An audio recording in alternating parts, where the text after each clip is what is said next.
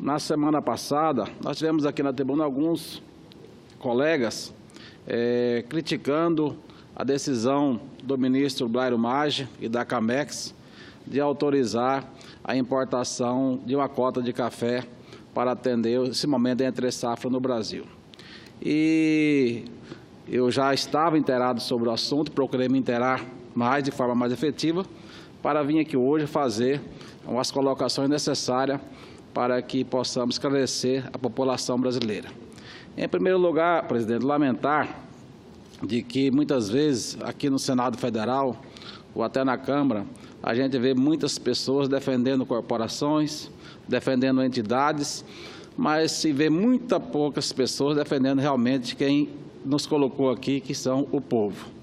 Esse caso específico do café, eu não vi ninguém aqui se levantar a palavra e dizer se preocupado com aquele que gosta de tomar o seu cafezinho do dia a dia, com o preço que está nos supermercados, com aumento todo dia, né? Se preocupa com o produtor, eu acho que tem que se preocupar mesmo, se preocupa com a indústria, que também acho que tem que se preocupar, mas nós também temos que nos preocuparmos com quem paga a conta, com quem é o nosso consumidor e quem paga é essas pessoas. Então, eu lamento de que às vezes as pessoas assisto, né, aqui na tribuna, até nas comissões, fazendo várias defesas, mas a defesa do povo, pouca gente faz aqui no Senado Federal, isso tem que mudar. Nesse caso do café, vou aqui agora tentar ser bem breve nas minhas explicações. A eventual proibição de importações de café do Vietnã, recentemente liberadas, atende aos acordos da Organização Mundial de Comércio e compromete a ofensiva brasileira para o aumento das exportações que se baseiam nessas regras para ter acesso aos mercados internacionais aos produtos do agronegócio. O impacto da eventual proibição arbitrária poderá afetar diversas outras cadeias produtivas que se utilizam desse acordo para fazer comércio internacional. Ou seja, a partir do momento que nós proibimos de que se faça uma importação para atender o mercado, nós também estamos possibilitando que também outros mercados proíbam as exportações dos produtos brasileiros. Além disso, não é compatível com a postura do maior exportador e produtor mundial de alimentos, no caso, o nosso Brasil. Nessas condições de restrições, sem fundamentação técnica, para as importações, o Brasil pode ser acionado pelo órgão de solução de controvérsias, da OMC, e ser condenado por esse tribunal, com grandes custos ao país e à sua credibilidade internacional, como também até mesmo ao erário público, a exemplo do que aconteceu com os Estados Unidos no painel do algodão, do qual recentemente o Brasil teve um ganho e que os Estados Unidos teve que pagar financeiramente aos produtores de algodão do Brasil um valor considerável. Em matéria sanitária, foi realizado pelo MAPA várias análises e estão todas em conformidade com a SPS e também com as regras da OMC. Qualquer interrupção das importações atenta a diversos artigos da Organização Mundial do Comércio, inclusive o fato de que as medidas devem ser na medida necessária para que a garantia de proteção fitossanitária não pode ser utilizada como barreira encoberta ao comércio internacional. Além disso, diversos outros artigos do acordo podem ser invocados no Tribunal Internacional da OMC, levando a possível condenação do Brasil. Outros acordos da OMC, porventura violados por medida arbitrária de restrição, as importações podem ser facilmente acionados também ao OMC. É certo que a importação do café Conilon pelo Brasil não penaliza a produção nacional, apenas complementa o consumo. O ministro Blairo Maggi agiu com visão de administrador do complexo agropecuário, afinal, a oferta do café Conilon foi reduzida nessa safra. Da posse dos dados sobre a produção e consumo dessa variedade de café e da importância do café Conilon na cafeicultura nacional, o ministro Blairo agiu de maneira a controlar a importação de café, evitando a internação além do necessário ao que o Brasil precisa nesse momento. Assim, submeteu ao DECEX o aumento da alíquota de importação de 10% para 35% e inclusão do grão na lista de exceção para 1 milhão de sacos, durante 4 meses apenas no período de entre-safra, de fevereiro a maio, com a alíquota de importação de 2%. É visto no panorama atual que a produção do café Conilon no Brasil até a safra de 2015 foi, em média, de 12 milhões de sacas. O Espírito Santo, maior produtor brasileiro, colhia 9 milhões e 300 mil sacos. A Bahia e Rondônia, 2 milhões e 400 mil sacos de café. Esse volume histórico atendia o consumo de 10 milhões de sacos. Com a crise climática, no principal estado produtor, a produção caiu bastante. Em 2015, para 7 milhões e 700 mil sacas e em 2016, para 5 milhões de sacas. Apenas nesses 2 anos, a diminuição da produção no Espírito Santo foi de 5 milhões e 700 milhões de sacas de café. Pior ainda é que para 2017, a estimativa de colheita é de, no máximo, 5 milhões e 300 mil sacas. Assim, a produção nacional foi afetada. Em 2015, caiu para 11 milhões e 100 mil sacas de café. Em 2016, para 8 milhões de sacas de café. A perda acumulada nesses 2 anos, em relação à média da safra de 2012 a 2014, foram 4 milhões e 800 mil sacas. A situação se mostra tão grave que os preços de venda do café Conilon atingiram cotações mais elevadas do que o café arábica. Historicamente, o preço do Conilon é de 30% a 50% mais baixo do que o arábica, em virtude de esse produzir melhor qualidade da bebida. A situação não deverá ser resolvida na safra 2017, vista a estimativa de produção que deverá ser de 9 milhões e 600 mil sacos. Esse foi o foco da crise de abastecimento do Conilon.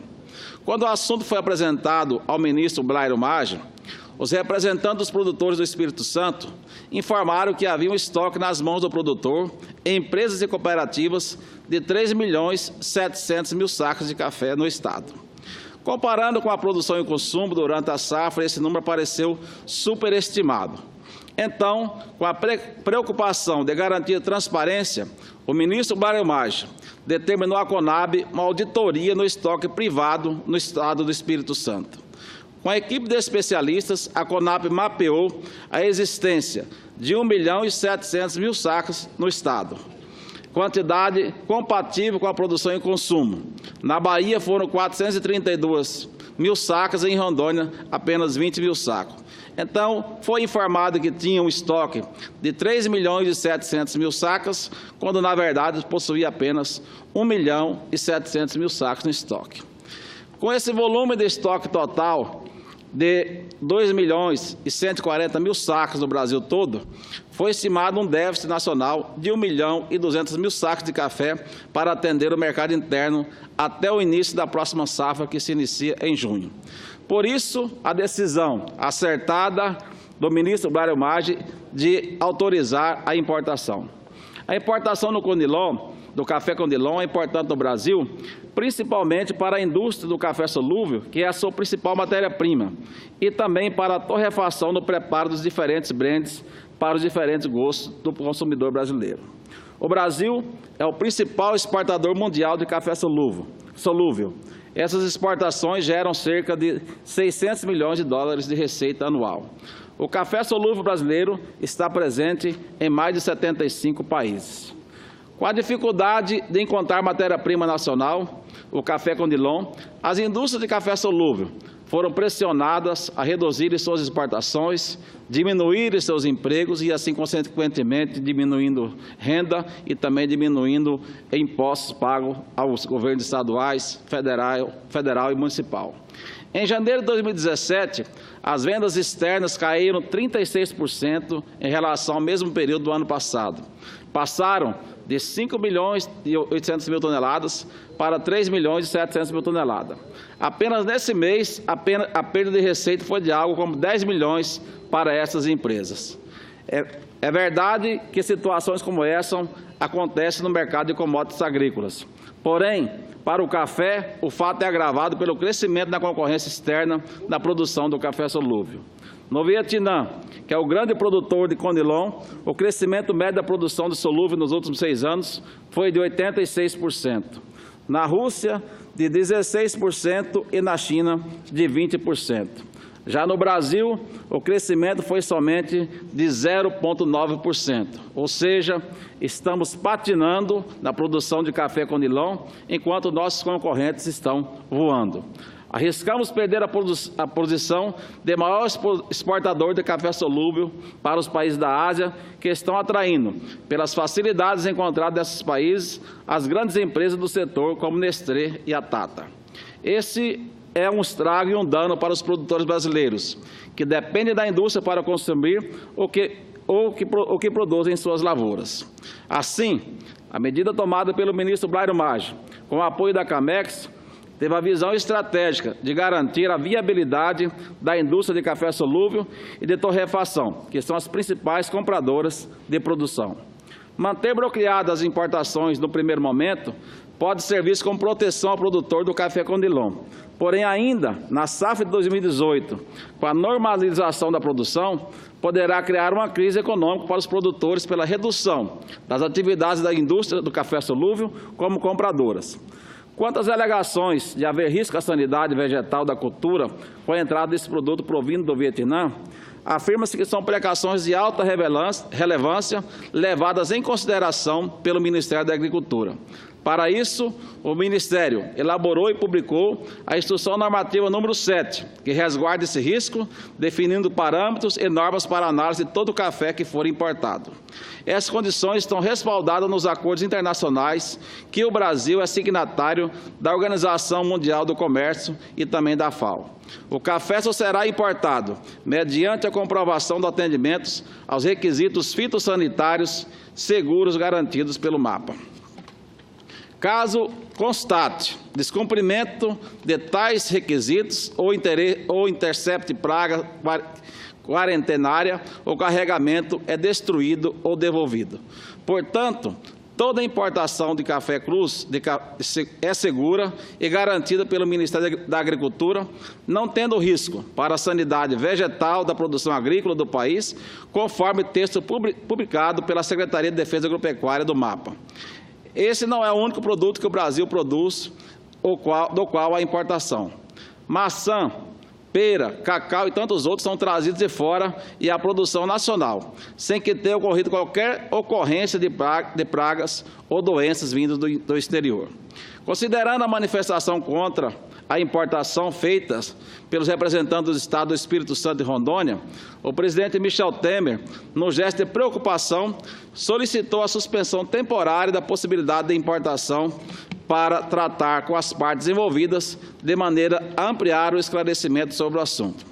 Assim, senhoras e senhores senadores, é importante ressaltar que todas as preocupações quanto à quantidade, à qualidade e à defesa sanitária com relação à vinda de pragas e doenças foram tomadas pelo Ministério da Agricultura.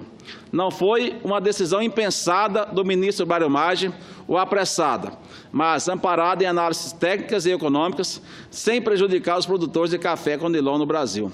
Muito pelo contrário, Blairo Maggi procura fortalecer a cadeia do agronegócio como um todo e também do café nesse momento de crise de abastecimento, garantindo o equilíbrio produtivo das indústrias do setor. Porque se nós não tivermos café esse ano para as indústrias produzirem e essas indústrias fecharem, se o ano que vem nós tivermos uma boa safra, não vai adiantar muito que nossas indústrias vão estar fechadas e não vai ter para quem vender esse café. Nós precisamos, como disse no início, pensar na cadeia como um todo, pensar no produtor rural, pensar na indústria, mas principalmente pensar no consumidor, que é o que está pagando a conta no momento com os preços altos no café nas prateleiras do supermercado. Era só isso que eu tinha a colocar, senhor presidente. Muito obrigado.